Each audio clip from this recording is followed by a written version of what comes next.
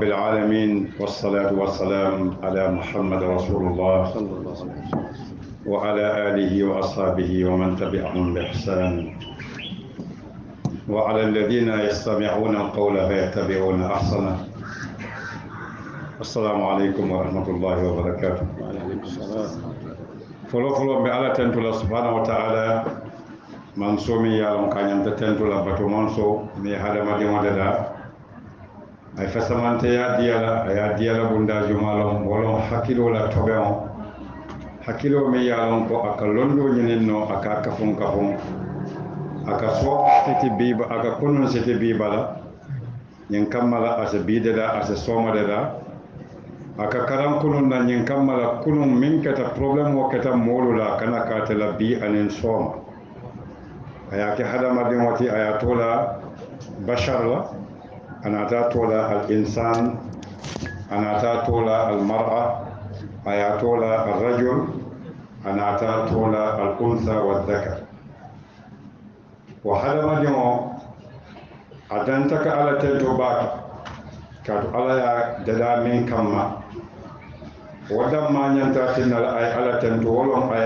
دلالة أصوات ثوبنا أي ديالا أي سبب البيديالا أي كرف الدنيا لا برو أي دنيا دلا ayati ala la yamaro ka aya fanjam fandi ala la fatandiro kado konde bole banya musalla kila sallallahu alaihi wasallam kila min ala letaro diala letaro min man fento anata manto min kan wo manto man sonna yela mala jikola manyala miranyala barola oto manto man wo kitabo mun don atamo la kotan kato sanji wuli kilin kemenani tannani nin fen muhammad sallallahu alaihi wasallam a jato botan ko letaro min ayatu jateyela mala a fango jiko laban wala alay kumo min dun ada jibril la aya futandi mol ma ala sediyata kaya futandi min mu alquranul karim ka tanka ka kawandul kala mol fana ni ba kacale ka dalilul kala bala akolayata bake qur'an o je misilimol jikoto bi qur'an o duye manto jiko de la nyanta kala first class mantole wa kadhalika ja'alnakum ummatan wasata litakunu shuhada 'ala an-nas wa yakuna ar-rasul 'alaykum shahida abetanne nalke mantoti minna ko bebe tema kundan kayarin katu itobentale ni ya qur'an o bara ni ya kila jikota kila la sunno akumo mu'minati ka kila jiko dota bari ka sunno tay dala titano ni ata dolon. This is why the Muslims are responsible for the most dangerous misconceptions about Islam. We ourselves are responsible and we are the cause. And still now we cannot identify the cause, much less to provide a solution to the problem that we created. Ninna mo problemo.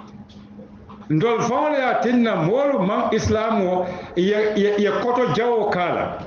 Misconception angale kamoto wolom. Famo mi ya lon ko ye mira koto le ke hakilo kono. Miro min mambete ya wo miro ya tinna wo famo ifana yekiti jawolo waka. E ka fo wole to kumo mi ya lonko ay mira mulunjaw ke hakilo kon. That's misconception. But our problem is under inform ntol wala katanna onda aliyalo ne wamudu malati inform ka kibaru dila but misconception are dangerous tabake walatinna be karamu wala principal o kontonna be deputy kontonna même fo wala cheikh ba na ustaz o mbadi mba kontonna mbe diamula folo minna tala jamba kontonna be talibe kunda be kontonna kilinda bal kono jam kekenda ba manda hande 24 hours abem kolka ati yakata ba kana tenta be kol yala buruna na jam ata ko mo jadama lom ayakata ba ke ka alse duwa gon so tan en sifal lay kana chance din tolula ni chance din da dro fanam belam fula wato san lafta na diamu kanjuma reda min kono do English angale kan wala mandinga kan bari mina kacala minna akumma ya tabake mbe angale kan fola bari mba do yandila mandinka kan lafta alenin kumomoy nalone angale kan diatale but you will never be a British people and no matter how much you are in the system conventional education you can never be able to speak English as a British person. So the best thing is for you to be able to understand whatever is given to you in terms of knowledge and whatever is given to you in terms of information when it is vital. I mean, it is better for you to be able to express whatever feelings and ideas you have or concepts that you have about anything in this world. I want to pose a question before I go into the topic. What is the difference between an idea and a concept? Now you wajabi drone sa kachaki. Now no wajabi, you have a problem. But I'm na kachaki. Can somebody just volunteer and give us even a brief answer? Nobody would be wrong. Or any answer will be accepted. But we just want to know whether you understand what you are trying to put across. What is the difference between a concept and an idea? Okay. Mbadnal ma koy madinga kawo. Ale? Okay.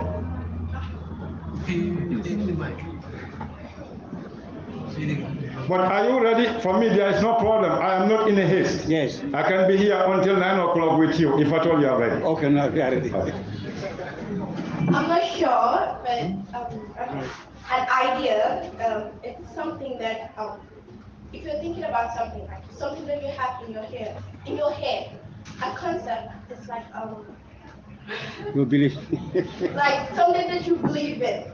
I don't know. Wonderful. Great. You are given 10 points for that. She's brilliant anyway. An idea is something that is not tested. It's not proven whether it is wrong or it is right. But a concept is something that is tested. Either it is proven wrong or it is proven right. And in between the being right or being wrong, there is misconception. You get the point? Aliya ko to jere. I mean for I to nyale for ni ko miro o mu dam male tat. But ni o miro tamandi fola bon ilata ko to nyalo, it becomes a concept. Ni tamandi ilata ko fanialo modo lata la akata munti a concept.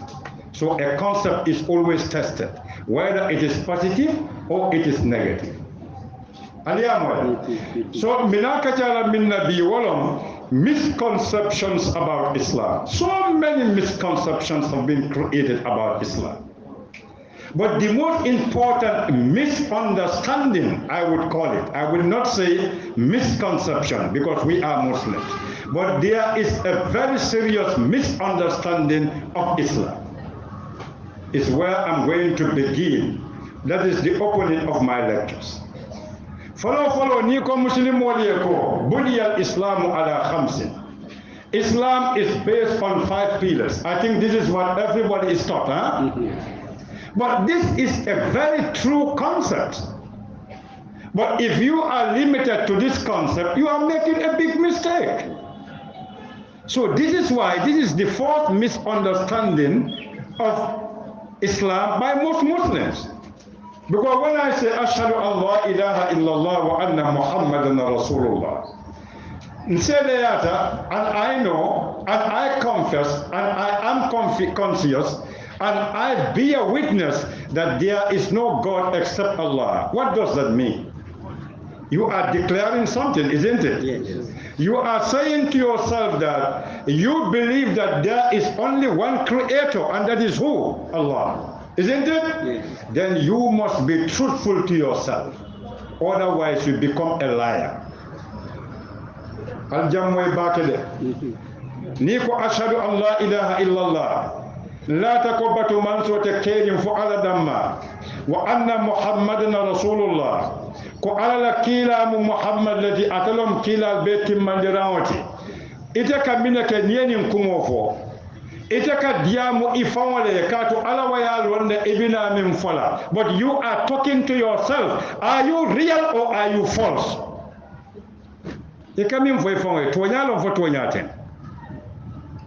You ask yourself, because shahada koto mumwalati. What I'm talking to myself or telling to myself, is it right or wrong?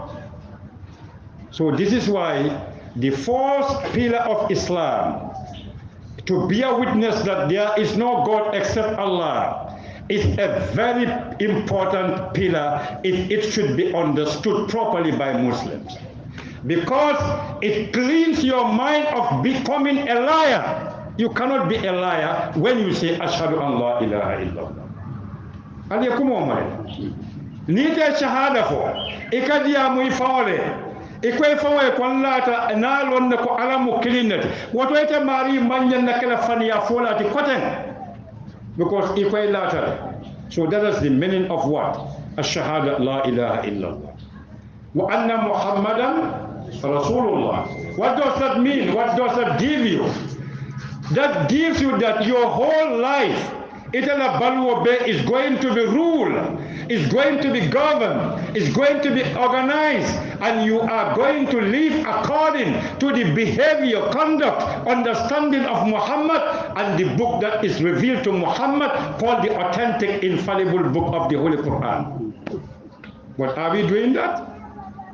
We are not doing that, so we should not fool ourselves.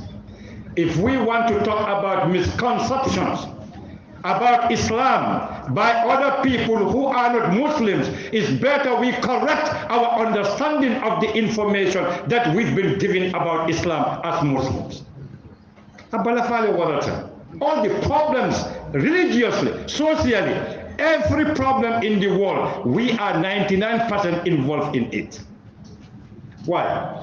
Because of our misunderstanding of Islam. And misunderstanding and misinformation leads to misconceptions.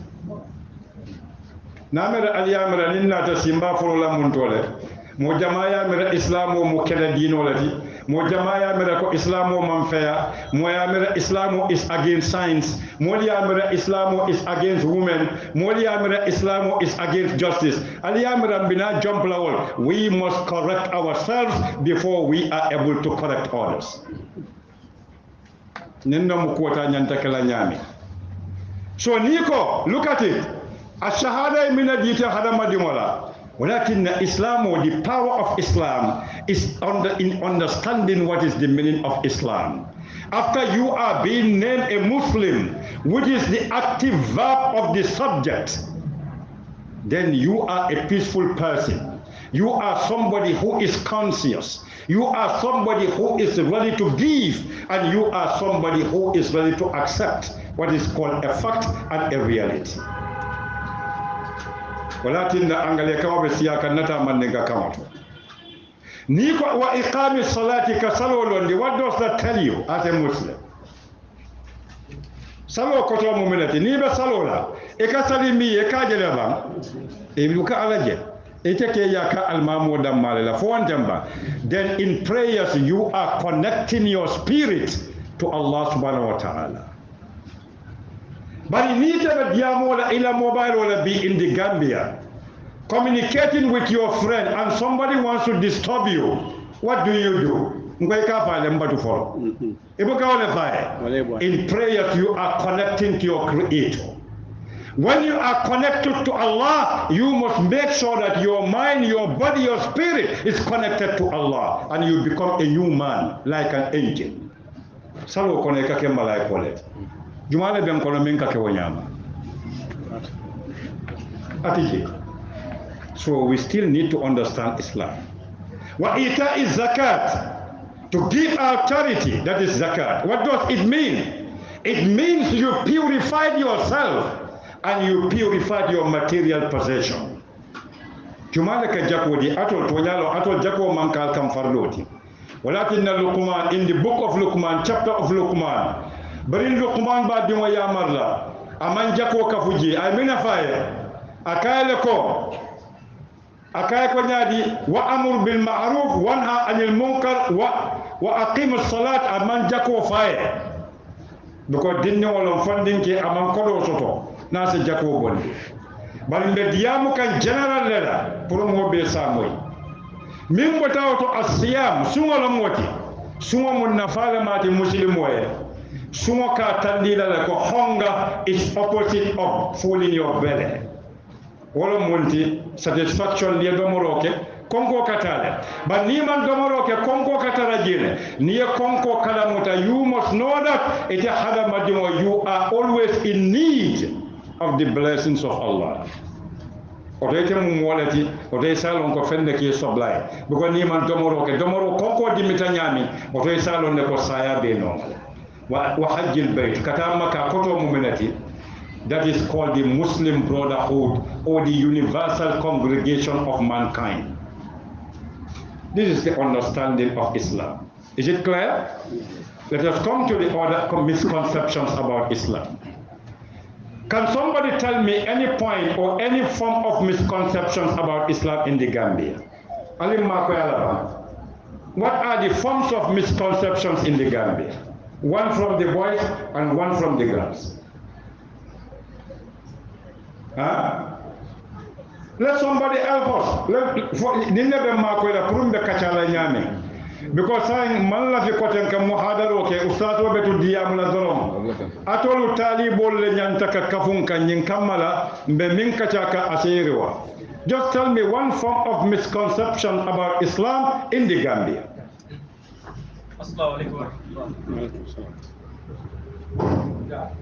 The misconception I have that I want you to talk about Islam al-Nabi, because it is something that is common as a Muslim, and then according to a lot of things that we hear from our Marakuts and knowledgeable people, like after making duas and many other things, use Salat al-Nabi, and it's very important to pray on Muhammad sallallahu alaihi wasallam.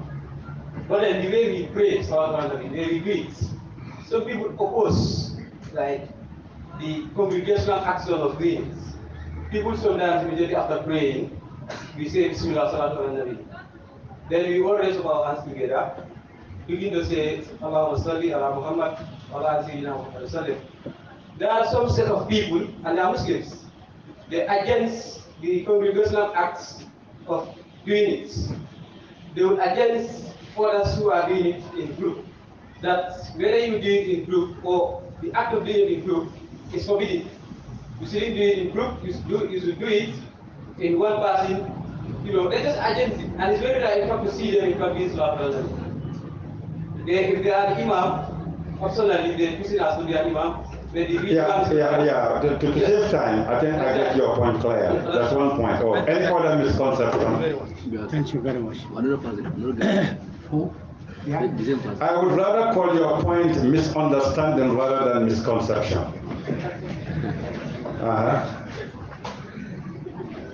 But this girl is very active among thousands of girls. Why?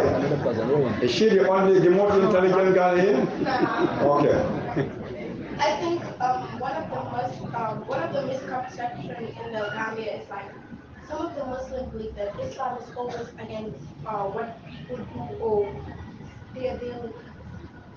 Thank you very much. It's another misconception in the Gambia. Well, I think Kabo Jansinadun Diamokono. The first person who answered the question is what pertains or what relates to Allahumma salli wa sallam after prayers. You see, sometimes when we go after simple things and we leave the most important things behind, we are always in a vicious circle. Because the Rasul sallallahu explains and clearly tells us that salat begins with a takbir and salat ends with assalamu alaikum wa rahmatullah.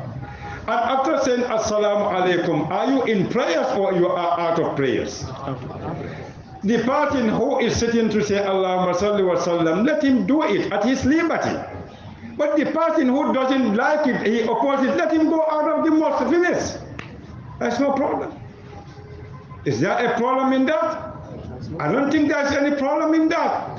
And the best way for you, the one who believes that it should not be done, the best way for you to just invite people to your side is to educate them. Tell them why is the reason. And for those who don't see that it's something that should be done, let them explain to the other opposing party their reasons. No, everything is based on presenting evidences. Wherever evidences are present, there is no argument. But the most, problematic people in this country, in the Gambia, are the people who think they know and they don't know that they don't know. And the people who are listening to them don't know that they don't know. Multiple or triple jeopardy that we are living in. That's the problem. Why should we argue about such things? I think the best method for a Muslim is to go to a Muslim, tell him that Muhammad sallallahu alaihi wasallam said we should not do this, and present the evidences. Or Muhammad said we should do this, and present the evidences. If the person does not accept your evidence and you are on the truth, وَمَا عَلَى الرَّسُولُ إِلَّا الْبَلَاغُ الْمُبِينُ. Why should you insult him? Why should you create enmity between you and him? Why should you allow yourself to pray in one mosque when your hearts are disunited against one thing, which is not central? So we must try to avoid such things. But what is established and what is supported by evidence that it has been done by Muhammad sallallahu alaihi wasallam or is forbidden by Muhammad sallallahu alaihi wasallam, we should do or not do respectively. May Allah help us. Okay. I think the most important misconceptions, not only in the Gambia, but universally.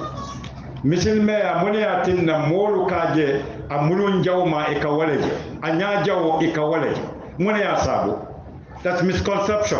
Mandinka kaunto misconception wala miro mimmanke tonyati bariti ya mira tonyalo katu ya dilale biyaje molka bara miniko itolbo dino walakinna dino bata alalaya amambo moya moya nati ayadi molula aya bebondi yon to Muhammad sallallahu alaihi wasallam bari dino molle ka tandi nyonna ka kenyami isi hakilo to bake hada madingo buka dino bondino afonye moye londo soto nyawo nya ikawata mola londo la nyawo nya ata dino nati lano ata harabo ni halalo de dalano ala dam malakaw walakin the Muslim you see, all the causes of misconception about Islam primarily is caused by our behaviors as Muslims. The first example, universal, is what took place just recently, 4 or 5 years back, the ISIS phenomenon. ISIS. Nkatol be ISIS moyle kodi ISIS fundita dunia janne koytol ka Islam wala fasa. They were just slaughtering people. They were destroying people. They were destroying mosques, synagogues, churches. Jumali ebulawala. Aladun kwayela ko wa qatilu fi sabilillah alladhina yuqatilunakum wa la ta'tadu inna Allah la yuhibbul mu'tadin. Fight in the path and way of Allah against those who are fighting against you. They are fighting against you because of your being a human being, and because of your religion, and because of your sovereignty, and because of your wealth, and because of your name, and because of your belief system. Wala ta'atadu, never offend anybody. Wala ta'atadu, don't transgress. Alkana boy moka.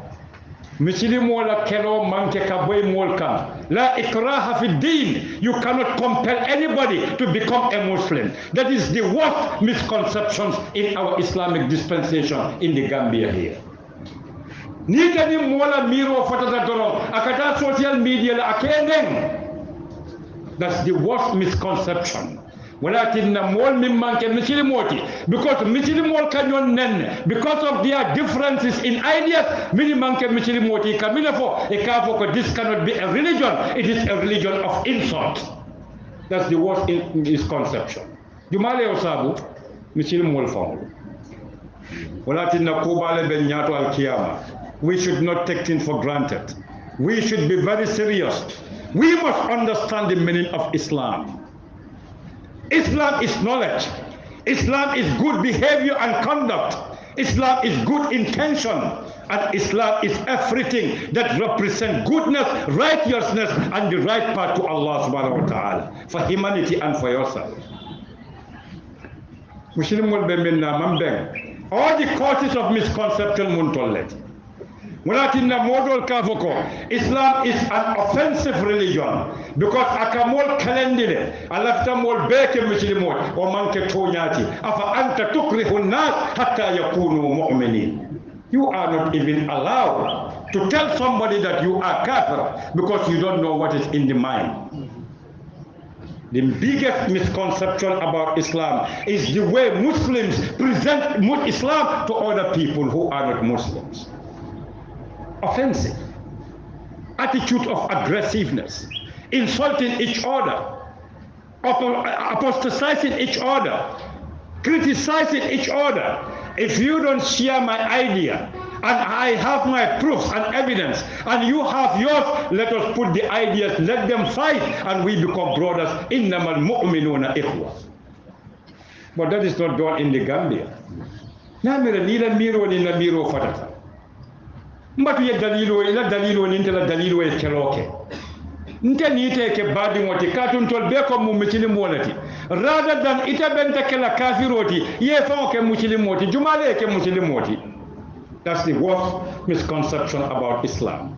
That Islam is an imposing religion. That Islam is an offensive religion. That Islam compels people to believe in it. That Islam is a religion that does not allow freedom and liberty of choice. Jumale asabu, we the Muslims. Mwaltatale folabon, pare fawon na pare.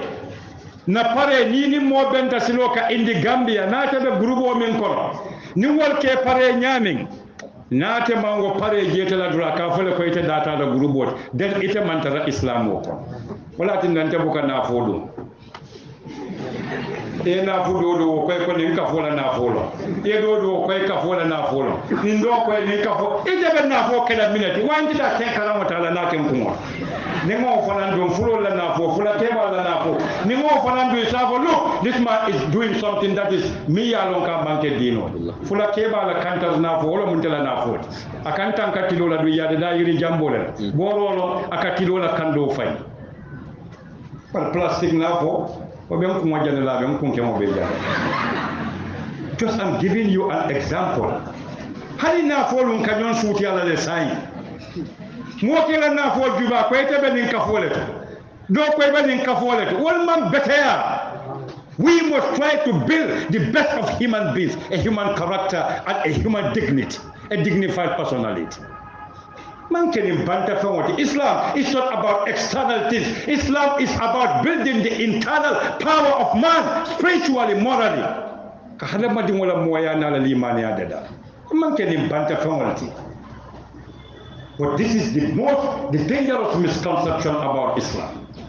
Imagine ISIS without unita. Internet jamanola. Most of the youth funding ke jama etol yamara ISIS be min ka wolom tonya jumale yete bulaka mo kanate ala ye bulaka fenkilin ne kanate wolom sajiyet e kamen do imma bulaka mo kanate woni ne ma boy ka mo kanate fa nyina tan islam wala le bam fo alton nyina ta islam wala ko mo buka kanate mo ka fane ya bade fa amatahu fa akbarahu thumma amatahu fa akbarahu.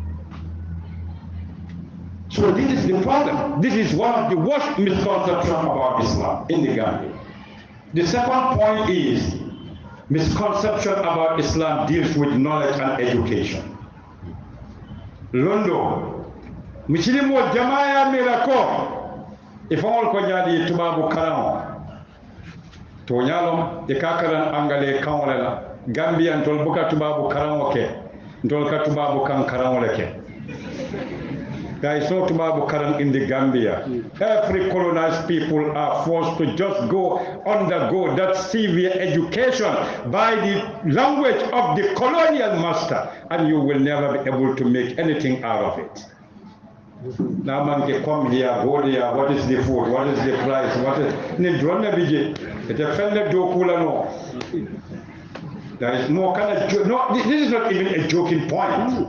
This is the reality. You will never be able to get anything out of it.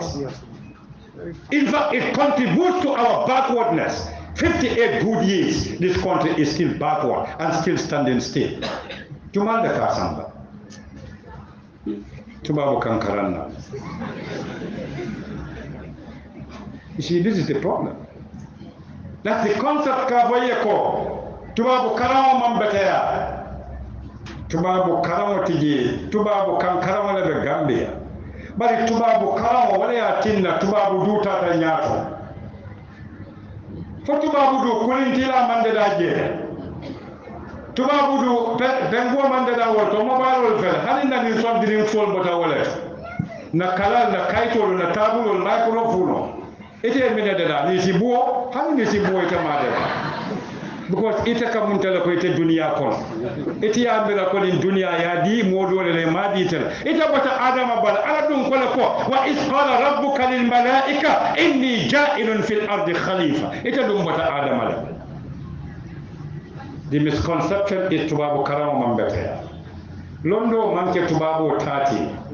Londo momo le tate men pareta kanyinindiroke mune ya tinna kuwakati afala yanzuruna ila al-ibli kayfa khuliqat wa ila as-sama'i kayfa rufi'at wa ila al-jibali kayfa nusibat wa ila al-ardi kayfa sutihat korosiroke durebe londo sutolale ala payako fasiru fa ardi fanzuru kayfa bada al-khalq. Just further move into the earth and observe how creation began. Tondo manke tubabu tati, alka karan tubabu kama drondela, bala manke tubabu tati. Londo mo hadama di mole tati. Londo mo mole tati who is curious, who wants to know and wants to exert enough effort to discover the truth. It's based on principle and there are rules because science, what is the meaning of science? Let me ask you. Let somebody start and tell me what is the meaning of science. No, Alka science karan. The same active girl is up again.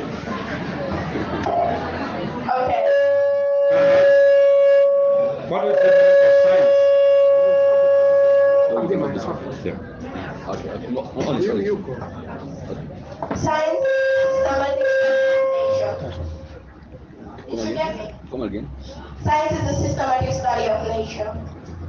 MashaAllah. Yeah, thank you very much. I think this is the comprehensive definition of science. It is the study of the laws or the regular laws that are operating in nature. Kadutokara is science. The moon and the sun are science. The day and the night are sciences. So you cannot simply sit and say science mutubabole tati. Science is a conclusive understanding of the rules of nature based on either medication, observation, experimentation. These are the means for which you can use to prove the facts that this is scientifically established.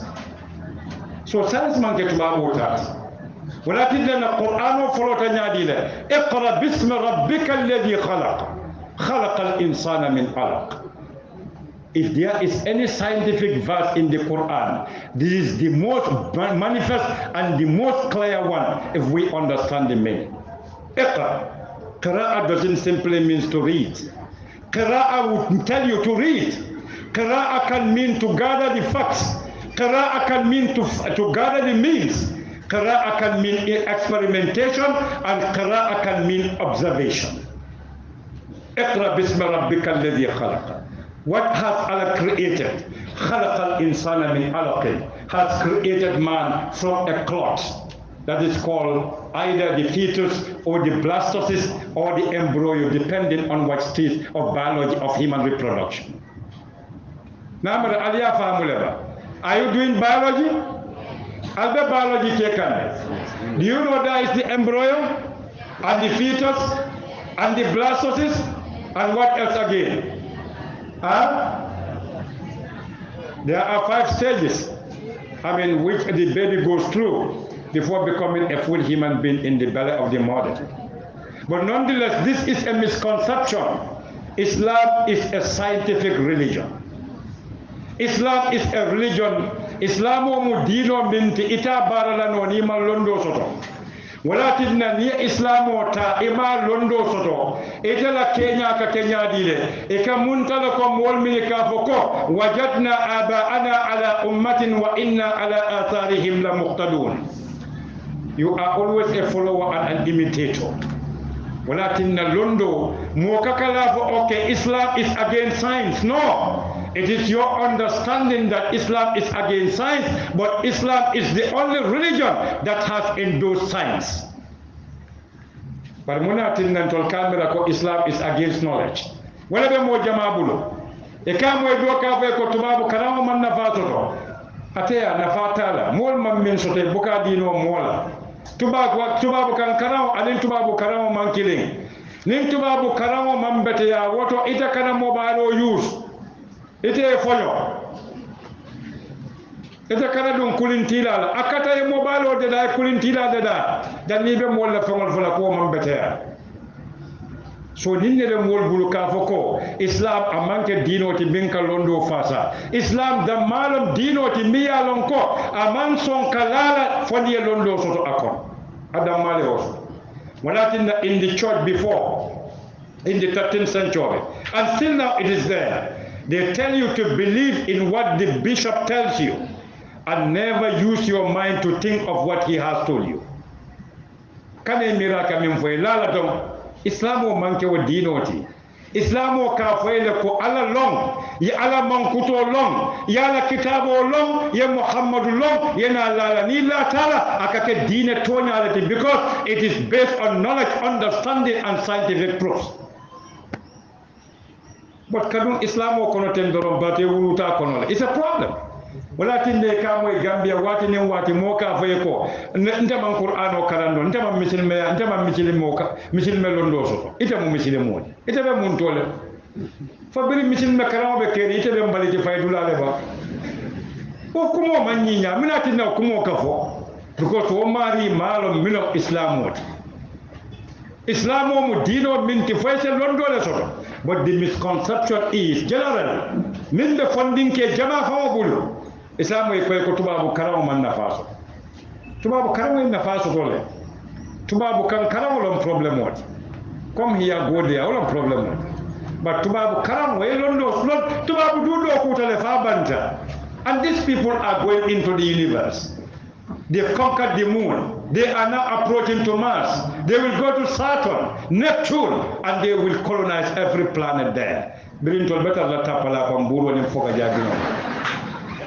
people are moving.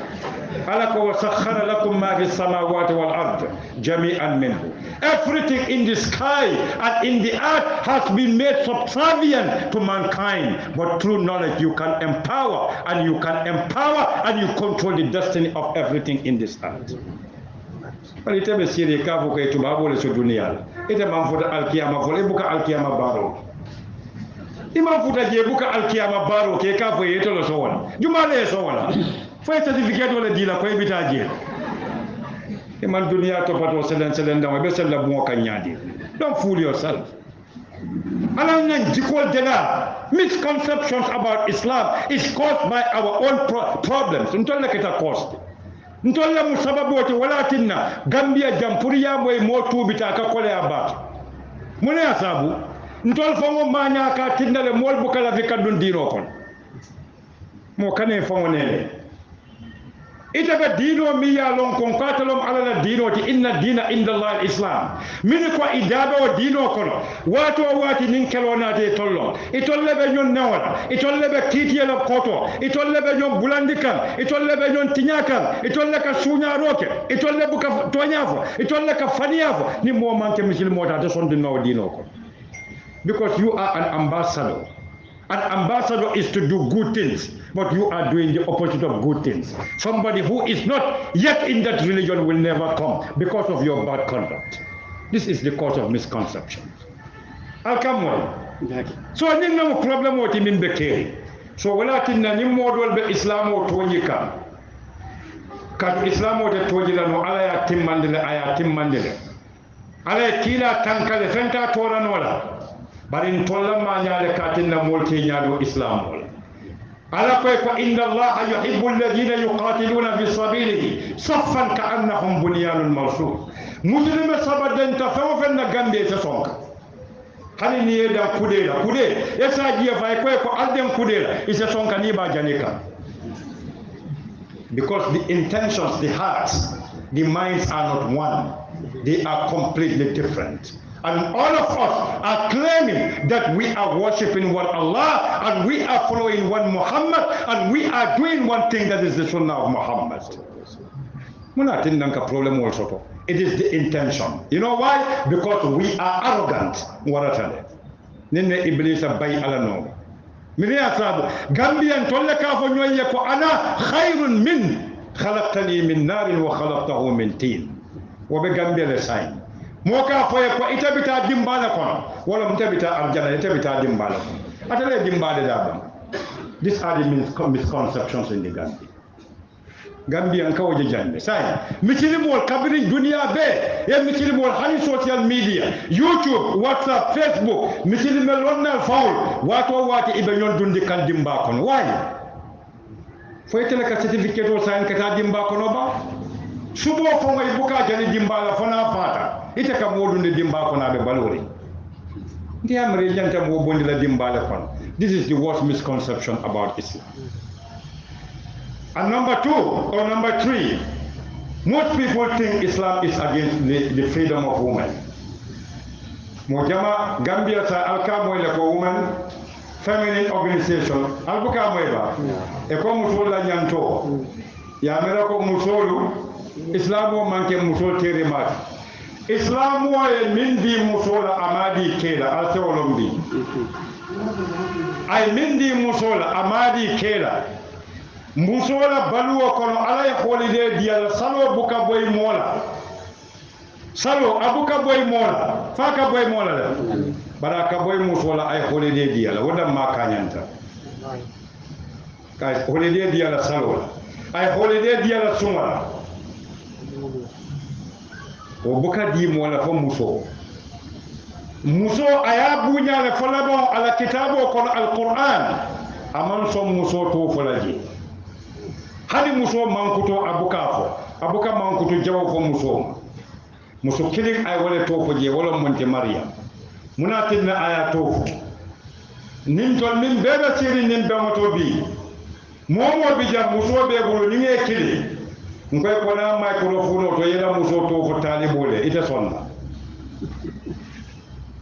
momo bi jam ndefa min ka diyamale na den ñinen ka ko ñen muso to mu jumalde ni nga faali ngamen faale to ñaate ma to nya faale kete duniya min la fita kala muso to announce molma wala muso fanan be e la fita ke kil fanan to announce molbe ya is the opposite malum faale ko mo moy so walakin maryama to nata because min ko maryama mo alala muso ta ko atolta sonna kala muso to fo in public bari mbedin to fo la in public ka tandal la ko alkamim fo fanyalo maryama ta kala non tela musoti ka to nata ala nyanta muso sotola o muso nyanta ala tole sotola abanyan na moto sotola ali ko mo moy very simple logic ko manja so la kam kodi so muso la bunya jube ala min diyal hali muso ye ku jawo ke qur'ano ko ala bukato anna muso danteba na lon na ko luti la muso ala ya halakile bara ma to nu hala muso aya halakile amato kodi ni muso be ameto muso mi ya lon ko sab'in man sa muso mi ye mol mara ikatilo bato amato foye ama imran la muso to foye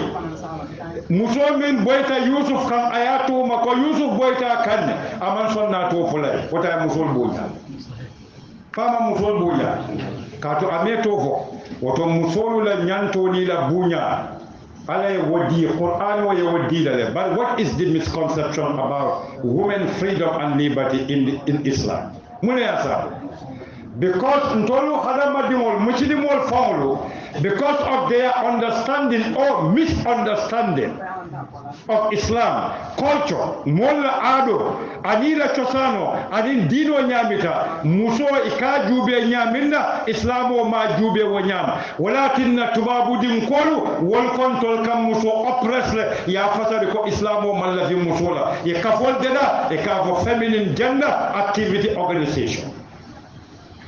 Dibe musol ta kannade. E kam musol nene bunda jumala e ko keta la bunda. E ko musol din kebe janta kannale. Isn't it? But I will give you a very simple mathematical principle. If you solve it, everything is fine with you. 1 plus 1 is how much? Huh? Munati na keta tuti. Huh? Ani 1 fula mati na keta tuti. Mune saba keta tuti. Because you put that addition mark there, that's why it becomes 2, not because 1 is 2 times, but because of the addition it becomes what? 2. Thank you very much. In biology, a woman has certain things that man does not have. Do you know that in biology or in reproductive system, the hormones called progesterone and estrogen in women? It's 2, isn't it? And in man, what is there? Testosterone. And it's how much? It's 1. And a woman has how much? 2. And a man has how much? 1. Walakin a woman needs a man for full muso kono to I will. Muso is 2. That is why even in biology we say Kela hormone soul is how much? XY, isn't it? And a woman is what? XX. The Y supplies the X, it becomes a male, and the X supplies the X, it becomes a female, isn't it? 2-2. Madam Falka Famuleva. So Muso, Niko Muso Yanta Kayan na Anin K. Na misal di Krendiala. Even in nature. What in English, how do you call a man? You call it a man, and you call it a boy. Isn't it? But a woman, you call him a woman and a man and a girl. Nin samol tol fatata dawada in nature. Listen to this. Samol ito fatata dawada in nature. Or samol la quality buka keno kinewati. Dutoni nemuno. Kinin no fakilinte. Nibe duto do moke ka bole be nemuno do mokamba. Nibe nemuno do moke ka bole be duto do mokam. Briye kam ke tola kela. Yemuso tola musola woto walla al halu ta kila no kilimati in nature. Malam fale ni kumo mai. Somol tobe fatala doron imam kutul be fatala. Walakin na kelu ko ke anania mo le ke de na no so ba damma. E kom ke ko ke na timole ke ma na samba wulu. Ale mo le musolo. Bal ne ma mo muso kalon na kataraje muso buka wulu no. Bal hanin bin ka kele musola fo wandamba bari ke hana wulutan ta killa musola mba killa minala ke munatin na ga wulula artificial birth e se wulu nyawata no wala ya dada ya ke kono e dimo ma boje ay wulu ay ntolo ka wande otumo kawate hanin bi kelo so woman ke puti bin nyanta mo jahal. I think you get my point. So the misconception for Islamo among muso bunya manke tonyati ntol muslime kelu manya wala tinna mini manke muslimo di kamera ko Islamo de sembo di kelu la purika muso toni hani kali paro memfo wadiribo kon na Qur'an kon di paro te odulato. There is something like written in that ayah. Ik hani falo manya na lipala falo kalifa Gambia doronde ya lifa faya ko busi amanya nakala Qur'ano ko kana falo busa akola ko wal khayl wal bighal wal himar litarkabuha kasalaka ay duno samba ama fo li tadribuha nyin kamala ya bute faral be falo bute la do man to min man balafa da famoli wo buka balafa mai famoli walakin na balafa bantanda malte. So that's a third misconception about Islam. And what is the fourth misconception about Islam? Let somebody give me an idea. What is the fourth misconception? What is the fourth misconception? Let somebody tell me. We must, allow you to participate. This is called an active participation in a debate, not a lecture.